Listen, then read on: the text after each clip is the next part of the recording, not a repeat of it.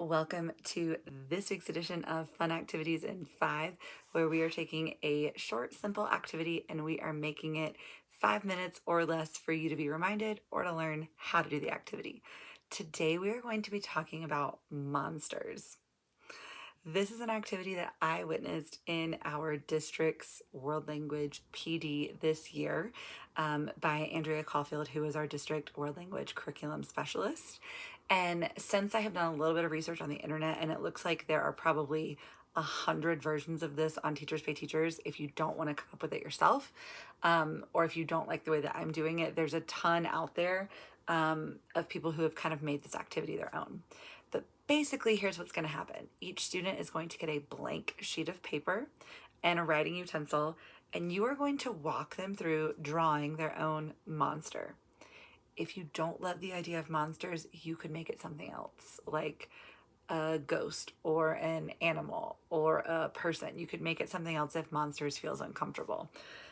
So you're going to start with the body. That's probably the only thing that you have to do of these 5. You could add more or take them away or change them depending on what you want your monsters to look like. So you're going to start with your body, and you're going to give a prompt like, what grade are you in? I am now teaching mixed grade classes, so I said, if you are in 9th grade, your body should be a square. If you are in 10th grade, your body should be a circle. If you're in 11th grade, it should be a triangle. If you're in 12th grade, it should be a squiggly blob. And I did this in my target language with some images to support these statements as I'm making them on a slide. Then you're going to go to the next prompt. Mine was eyes. The number of eyes that you need on your monster. And I did it based on what your favorite subject is to learn. If you like math, you get 1 eye. If you like science, you get 2 eyes, etc. Then I did legs. After legs, I did number of teeth. So number of legs, number of teeth. And then I did the extras that your monster gets based on activities that you like to do. And so I did like play a sport, something musical, something academic, and something in the community. And they could have all 4, and all 4 of my extras were things like horns, wings, spots, a tail. And so if they like to do something musical and in the community, they could get horns and a tail. If they like to do something musical and sports and academic, they could get wings and spots and horns, etc. You could add more things. My students were really sad that our monsters didn't have heads that were separate from their body, so you could add a head piece.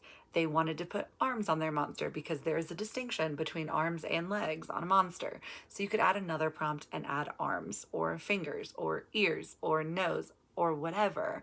The point is that you're coming up with things that it's going to be true about every student, but in a different way. And students are creating their monster based on the choices that you're giving them. Once students have their monster completed, and I'm going to try to insert a picture of some completed monsters right here for you. But once the monster is completed, this is the second part of the activity. You're going to predetermine groups for students based on what their monsters have. You could do it straight off the prompts, like corner A is going to be for square monsters with 2 eyes, 3 legs, and 1 set of horns. Doesn't really matter. You can decide. You're going to call out these things. If you have a square body here, circle body here, triangle here, diamond here, when they get there, you're going to give them a prompt. I gave mine prompts about school. Where do you like to eat lunch? Share a secret for getting through the stairwells to get to class on time. Share your favorite club or activity to participate in school. I made them school related. You don't have to. The goal is just to allow students to connect with people they might not normally connect with, and reusing that fun, low prep, low effective filter activity of creating a monster to build community. My students super enjoyed it. They had a great time. They said it was actually the most fun thing they did all day that day. But staying in the target language, building community, and lowering that effective filter for students to make connections. I can't wait to hear how you use monsters in your classroom, and I will see you next time.